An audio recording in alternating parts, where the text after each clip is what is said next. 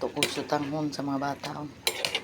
Manok na may sutanghon na may malunggay para may sabaw ang mga bata. Maganda to sa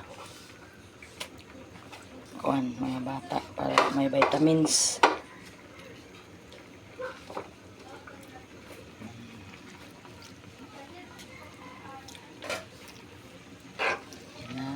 Aking manok na may sutanghon na may malunggay.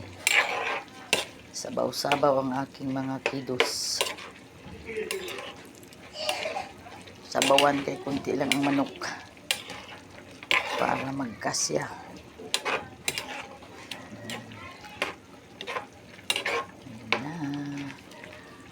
Luto na ang aking sutanghon na chicken with malunggay. Okay na ang lasa.